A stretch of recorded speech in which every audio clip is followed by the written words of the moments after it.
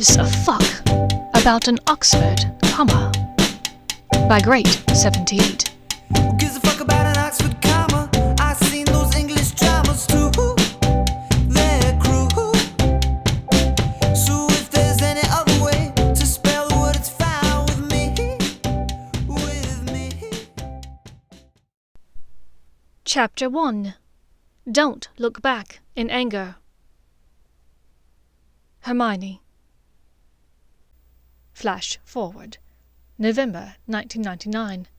Oxford University, Oxford, England. And if I have to see one more pair of your damn dirty socks balled up on the floor of this disgusting flat, I will hex you into the furthest echelons of hell, Draco Malfoy. Hermione Granger finished her several minutes long, entirely uninterrupted tirade, which had covered all of the highlights, lowlights.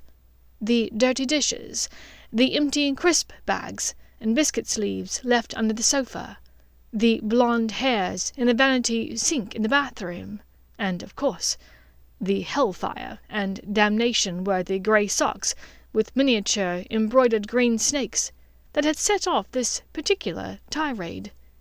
Gods, it felt good to say all of that. It was lamentable, then, that the only audience for this speech was her cat, Crookshanks, who had barely cracked an eye at her diatribe, except when Hermione mentioned the word food. As in, you've got to make sure that every bit of food is scourgified from the dish before you put it in the sink, Malfoy. Otherwise, the flat will be crawling with bugs. Hermione finished her speech triumphantly, a passionate crackle rising in her long, chocolatey-coloured curls.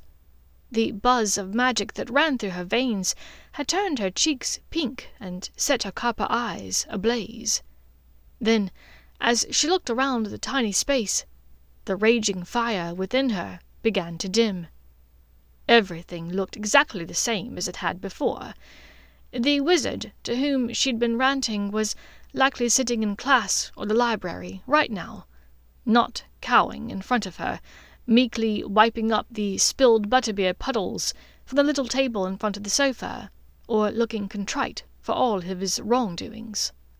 She should have used her quick quotes quill. Of course! That speech had been brilliant. It deserved to be heard by the audience for whom it was intended. She dashed into her room, crossing it in 3 large strides, to take up the gold and black quill that had been an absolute godsend to her during her first couple of months here at Oxford, not to mention back at Hogwarts. The sheer number and volume of essays required by the professors here in such a short time had been unreal. She had no idea how she'd gotten by using strictly Muggle means in all her years before. She hurried back into the sitting room that connected the cramped flat's 2 little bedrooms, tiny kitchenette, and 1 minuscule toilet. Due to the twee size of the flat, it took her only about 12 seconds to cover the entire sodding place. How Oxford University expected her to live here with not 1 but 2 flatmates, she had no idea. Well, she had some idea, but more about that later. She began again, attempting to recall all of the high points of her speech, the dried, sticky butterbeer on the table, the crisp crumbs, the hairs in the sink, and, of course, the socks that had started and ended it all. But her heart wasn't in it for the second go-round, and she finally had to admit defeat. Hermione blew out a breath in disgust and dropped to the sofa in dejection. Damn it! How was she going to make this work until next summer? She wondered. Enrolling in Oxford University was meant to be a fresh start, a grand adventure that would allow her to spread her wings and explore the greater world. She would live free from the shackles of war, unburdened by her past as a famed Muggle-born and wizarding war hero. She would soar to new heights of knowledge, ascend into the highest stratum of learning, and finally realize her greatest potential in Oxford's magical law program. But, so far, her most impassioned moment here had involved giving a speech about dirty dishes and the complete lack of space on the vanity in the loo, all because of Draco Malfoy's beauty products. And her audience had fallen asleep. She looked dejectedly at the abandoned Quick Coat's quill and the scrap of parchment. Perhaps it could be better used to write yet another howler to Horace Slughorn, she thought. Not that the previous 3 howlers she'd sent had brought her any satisfaction or resolution, but it did give her a small sense of control over the issue. After all, this horrible situation was entirely that man's fault. Exhausted after her tirade, Hermione felt her eyes drift close, imagining confronting the old professor. She would find him feasting in the great hall at Hogwarts, undoubtedly. She would rant at him for his stupidity, let him know exactly how deeply he had wronged her. In a matter of moments, her mind got lost in the daydream, and her body relaxed as she slipped into a fitful doze atop the pile of clothes on the sofa that smelled positively spectacular, even if she would never admit that aloud. It had all begun about 1.5 years before. June 1998. Ministry of Magic, London, England. When Voldemort was defeated, the wizarding world had found itself at a crossroads. Pure-blood bigots were given a choice to accept defeat and face changes, or to be replaced at the most powerful posts within government, finance, education, and business. Muggleborns were given the choice to remain within the wizarding society that had tried to ostracize and even eradicate them for so long. Death Eaters were given a choice of pleading guilty immediately and being sent to Azkaban for life, or being put on trial, the outcome of which was being put in Azkaban for life, in nearly 99% of the cases heard by the Wizengamot. Draco Malfoy had been the 1%. Hermione was shocked when, before their former schoolyard bully's trial began, her best friend Harry Potter told her that he would be testifying for the defense. She'd been doubly shocked when she realized that she wanted to do the same. Yes, Malfoy had been a right ass to her and her friends for the first 5.5 years they'd gone to school together. But anyone could see that by the end of their 6th year, the Malfoy they'd grown to know and dislike was a shell of his former self. He'd stopped coming to classes and dropped off his house Quidditch team. His attempt at fighting back when facing off against Harry in an impromptu duel had been half-hearted at best. And then, when given the choice by Dumbledore that night on the Astronomy Tower, between changing for the good or pursuing a life of evil, Harry had said that Malfoy was lowering his wand against the headmaster. Yes, he'd still run away that night, scared. They had, too, the night at the Burrow after the Ministry fell. When she, Harry, and Ron saw Draco Malfoy again months later, none of them were certain where his loyalties lay. Yes, he seemed panicked. They all had been. But he had done what he could to resist, to impede his own father and Bellatrix that evening in Malfoy Manor. Without the small obstruction that Draco had provided that day in his House of Horrors, who knew what would have happened? Every one of them might have been killed within minutes. He had at least provided them with reasonable doubt concerning their identities, a delaying distraction, and a wand capable of defeating the Dark Lord. During a trial lunch recess, an elderly elf wearing a tiny 3-piece suit delivered a note to her, asking her to come to Holding Room 3. Malfoy sat alone at a table in the middle of the room, his impeccably tailored black suit and perfectly coiffed light blonde hair, at complete odds with the set of magical handcuffs that bound his wrists together. "What do you need, Malfoy?" she asked, from just inside the door, lifting her chin as though waiting for the verbal blow she expected. Absent the handcuffs, Malfoy looked as though he could be sitting in Transfiguration's class, ready with a quick insult about her hair, or her teeth, or any number of other unsavory attributes. "Granger. Hello. Would you care to sit?" Malfoy asked, quietly. When she continued to stand near the door, in silence, he went on, "I only wished to apologize for my words and actions in the past, and for that day at my home. I did not want you captured, and I was scared. I thought we were all about to die."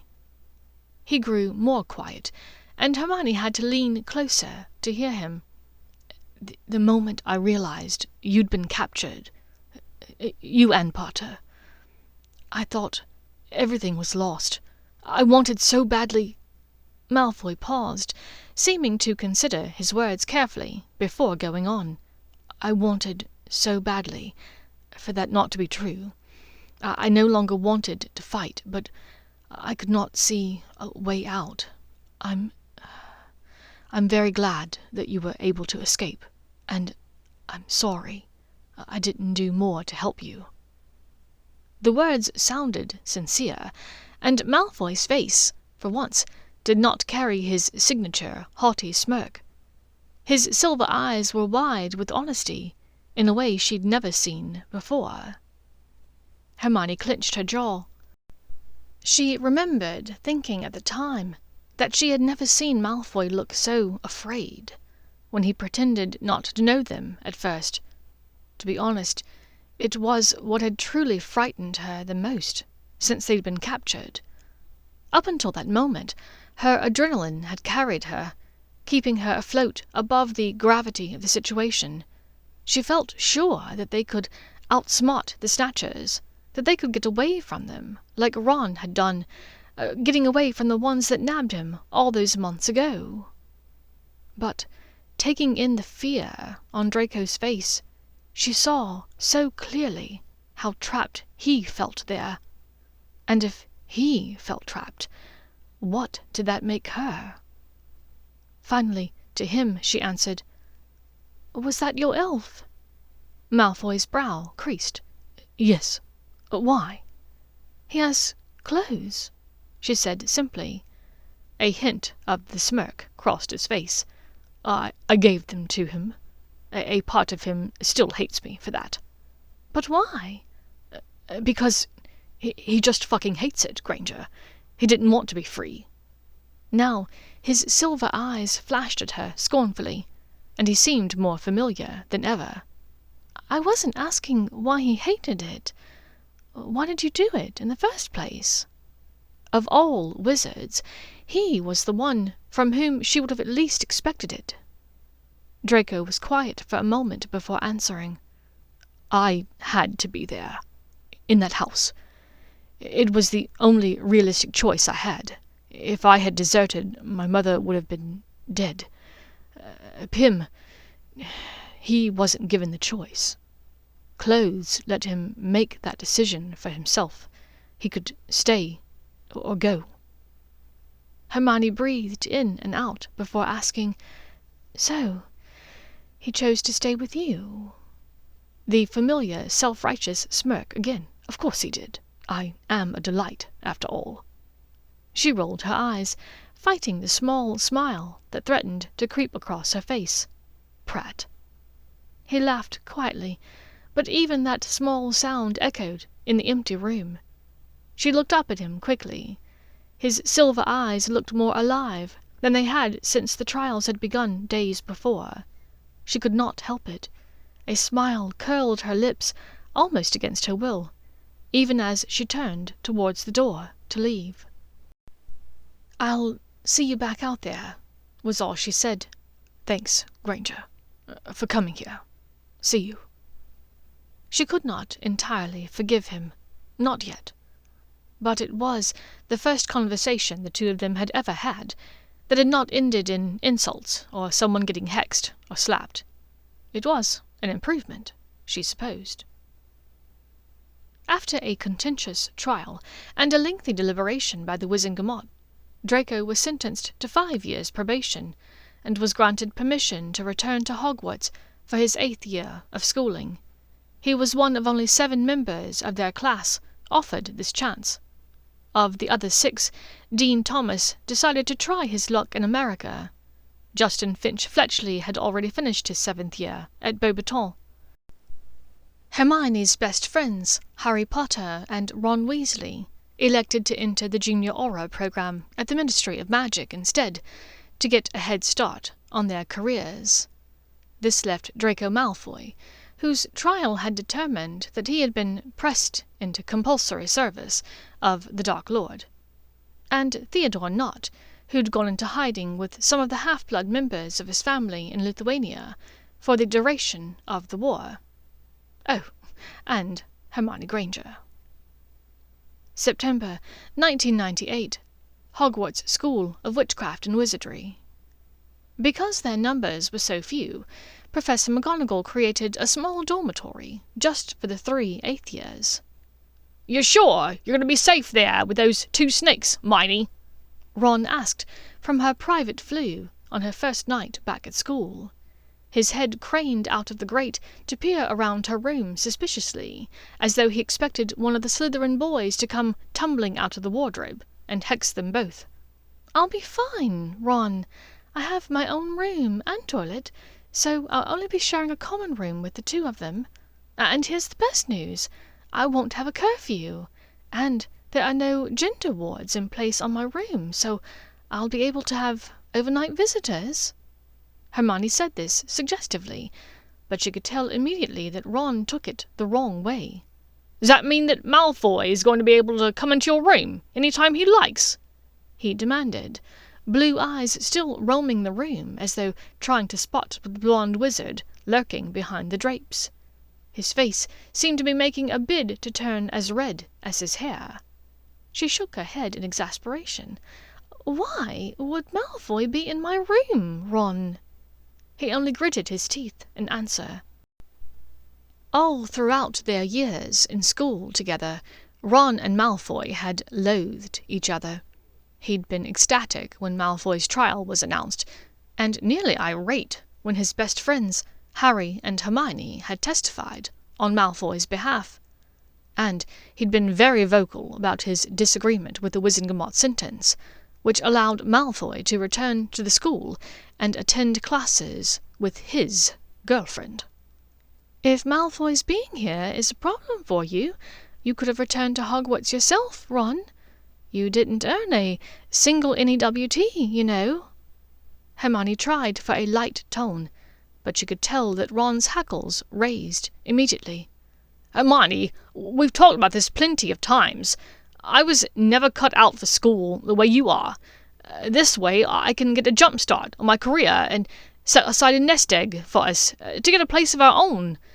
Next year, when you're done with school, we can start living our lives, get married, start a family. It'll be perfect." Hermione bit her lip but said nothing. Ron was right about one thing. They had talked about this plenty of times, and every time she'd made it quite clear that she wasn't interested in starting a family next year, or the year after that. Possibly not for a long time, if she were being entirely honest. But those words had always fallen on deaf ears. Ron would smirk and make a little condescending noise in the back of his throat, rather reminiscent of his mother. The noise made his opinion quite clear. He would humour her for now, but one day she would understand that he knew better.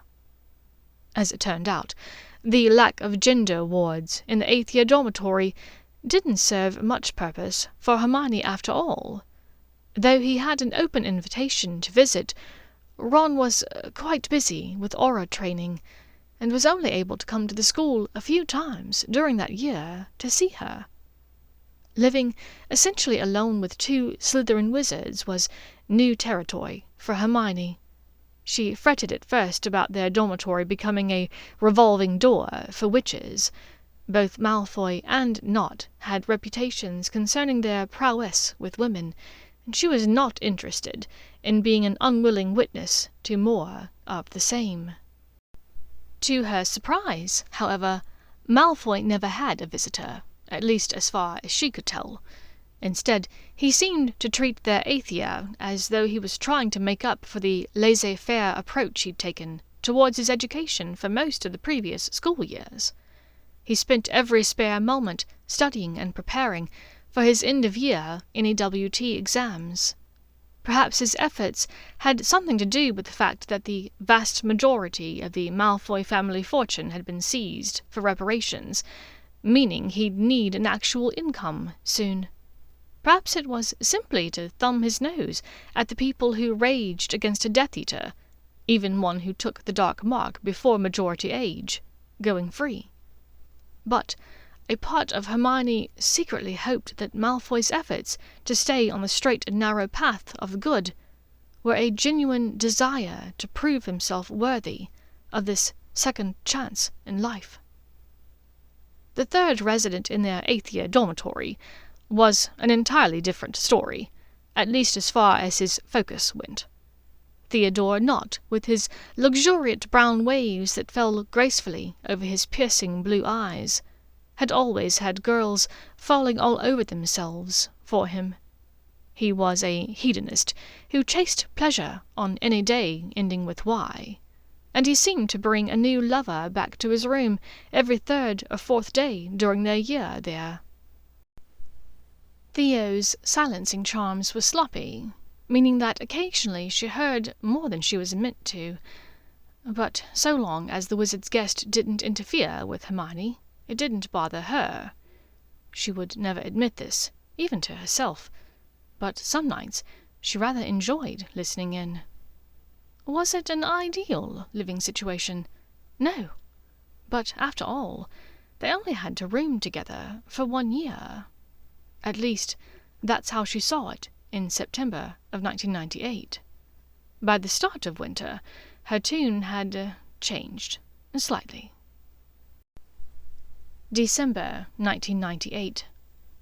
Nott, I swear, if you continue this infernal singing, I shall hex your bollocks off.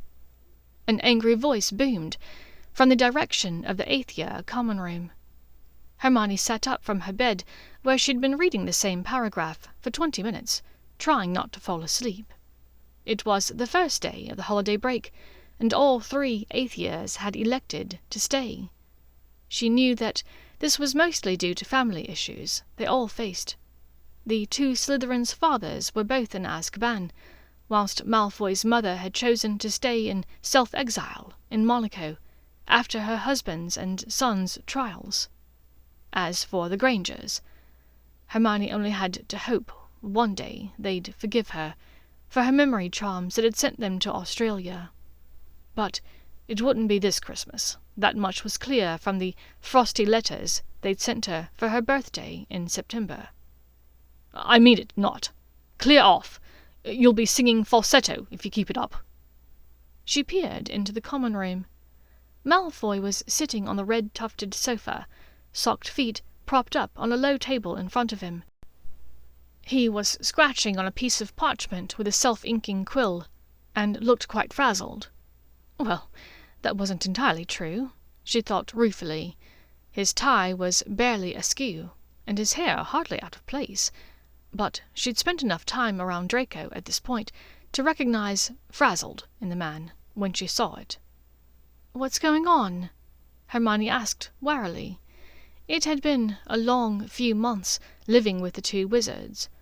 Draco was nearly always in the common room, looking up as though she was bothering his study routine every time she walked out of her bedroom door. Half of her always felt like apologizing, and the other half wanted to yell at him to go into his room if he wished to have privacy. And then there was the slightly manic Theodore, always ready with a quip. He spoke often, as though he wished to break the tension between Malfoy and Hermione, but just as often he seemed to ratchet it up. Draco's eyes flicked up to meet hers, and she flinched for a moment at the intensity of them. Lots of times when she spoke to him, he would stare at her with such a vehement expression.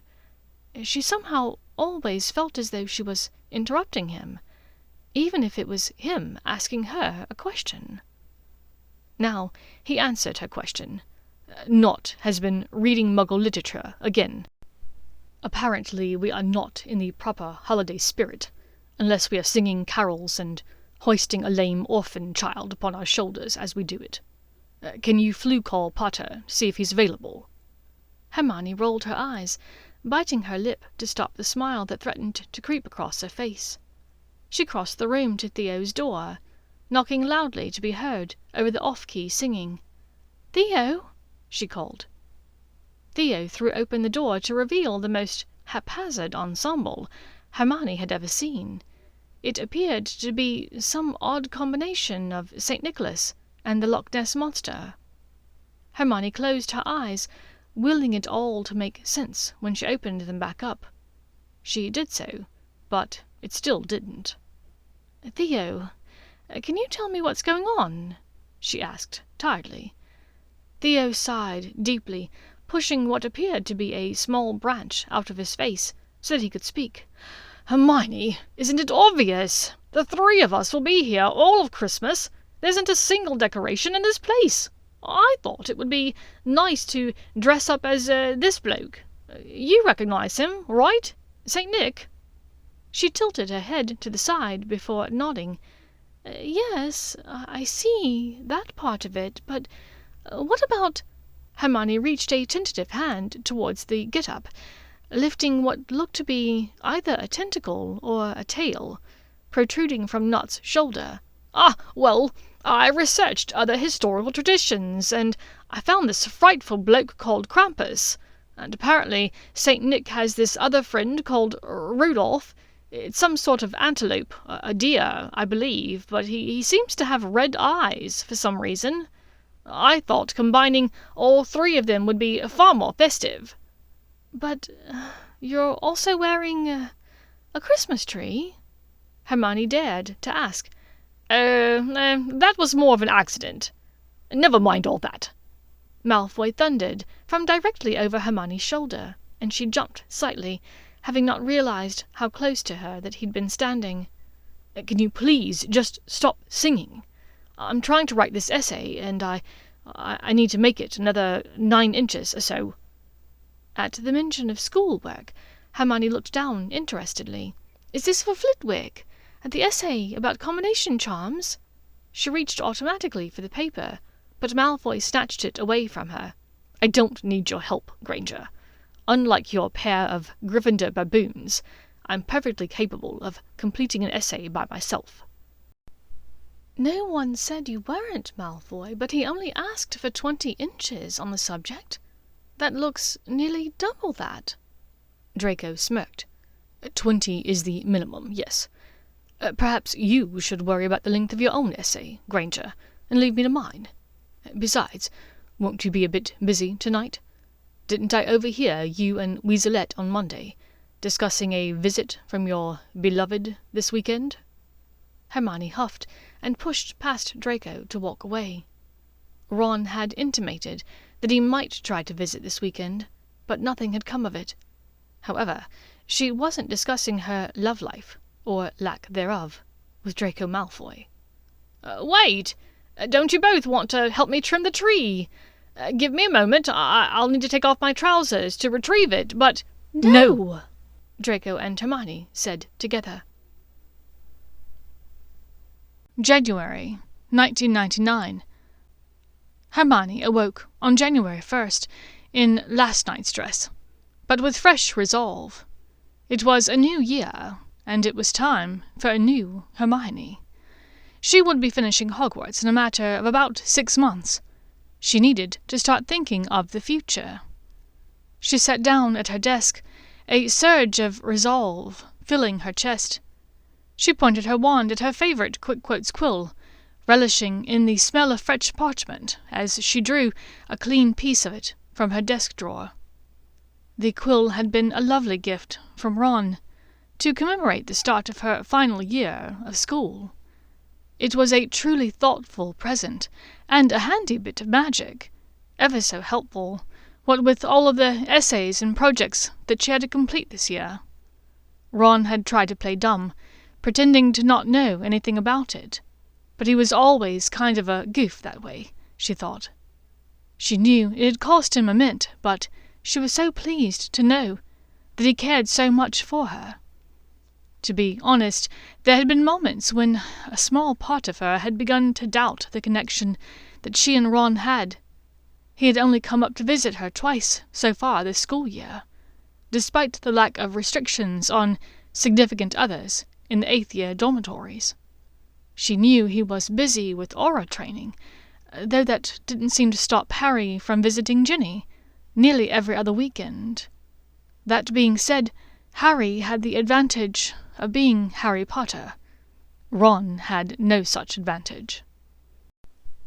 Still, the quill showed that he cared, and that he was thoughtful and sensitive to her needs. He'd followed up this generous gift by visiting that following weekend, that October, and whilst he had been a bit standoffish towards others, understandable with so few familiar faces around, he had been so kind and sweet to her. She smiled to herself and began to dictate a list of New Year's resolutions. Get careers advice from Professors McGonagall and Sinistra. Apply to Oxford University as soon as possible. Law? Medicine? Teaching? Focus on schoolwork. Finish the year with top marks. Spend more time with Ron. After a moment to consider, she added, help Malfoy with his Muggle terminology.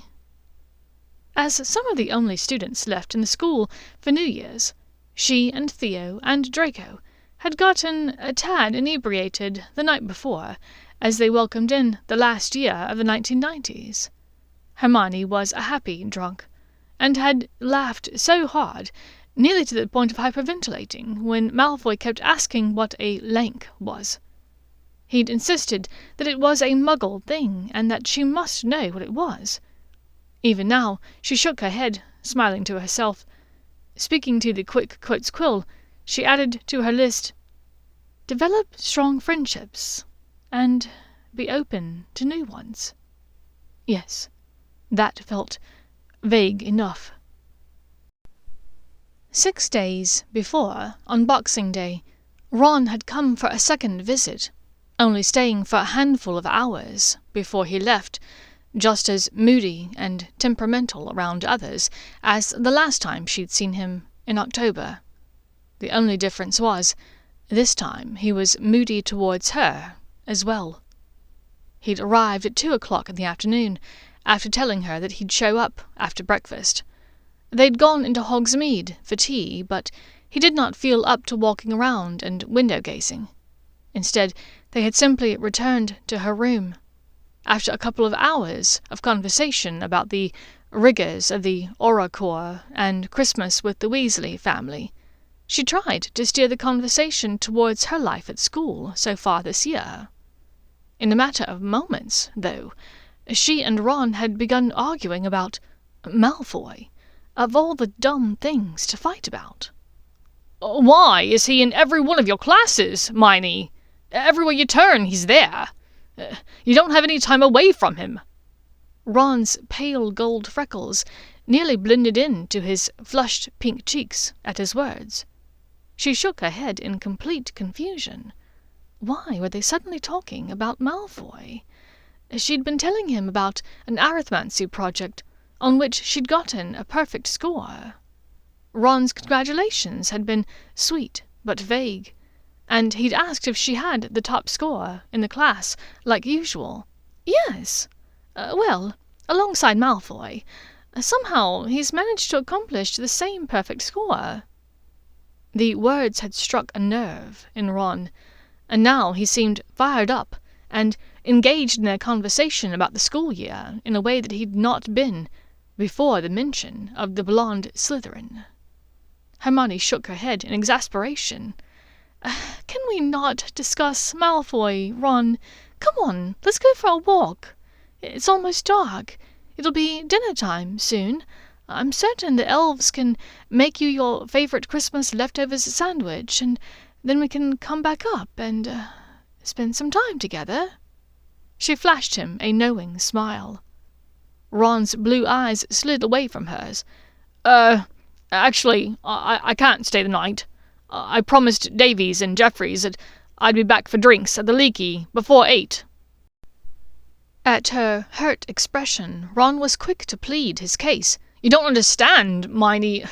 Davies is my training supervisor, and Jeffries was the top of his aura class 4 years ago. Either one of them could be my boss in the future, so I've got to make a good impression. Hermione did not point out that Harry did not seem to feel the need to make the same good impression. As the chosen one, Harry's reputation would always precede him. Ron did not have the same luxury, she knew. Like her, he was having to claw his way to the top, and hope that he reached at least the middle. It's fine, I understand, Ron. Next time, all right? She offered. The ginger-haired wizard checked his watch. I mean, I do have an hour, so perhaps we could... Hermione gave him a closed-mouthed smile, which he took as her agreement. In a matter of a few seconds, he was backing her up towards the bed, as he unbuttoned his Y-fronts. He shucked off the trousers, then stood back up to lay them carefully on a nearby chair. Don't want those wrinkled. I'll need to wear them later tonight. Ron smiled sheepishly. It was one of the few times she'd ever heard him express concern over his appearance, and it hurt a little to realize that it was for an evening spent without her. Her warm expression cracked slightly, but then she nodded. Right. In silence, Ron came back to the bed, swiftly unbuttoning her blouse and caressing her breasts with his lips. In a matter of seconds he was hard and ready for her. She closed her eyes and suppressed a sigh, muttering the incantation for a quick lubrication charm on herself. "Gods, Miney, you're always so wet for me," came Ron's muffled voice from between her breasts, as his eager fingers cupped her quim. A few seconds later he was pushing inside, and she searched his face for an expression of love, of adoration. It was there, and she smiled happily up at him. Ron bit his lip as he thrust hard into her, over and over. His blue eyes now closed. "Yes, Miney, you're so perfect, so... oh, gods! Don't want anyone else to ever..." Her smile froze, even as their bodies continued to move together towards his climax. They'd never discussed past sexual partners. Lavender had always been coy when whispering with Parvati in their 6th year, all the while ignoring Hermione's presence entirely. Smartly, Ron had never asked her anything about her relationship with Victor. Victor had been her first, having visited England at Christmas in the middle of her 6th year. And she'd never told Ron about her quick summer fling with the Muggle neighbour's son, soon after Dumbledore had died. She'd been scared out of her mind about what was to come, and her old friend Samuel had been so comforting to her. As Ron finished and rolled over, huffing in exertion next to her on the bed, her eyes glanced at her bedroom door, which was, of course, still closed, and warded. Outside of it was the 8th year common room, with its red tufted sofa and warm fireplace and little kitchenette.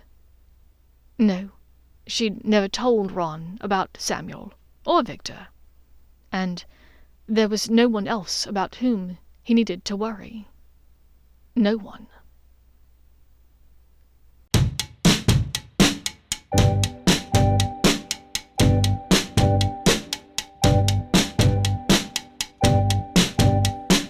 Who gives a fuck about an Oxford comma? I seen those English dramas too. They're cruel. Thank you for listening to Who Gives a Fuck About an Oxford Comma by Great 78.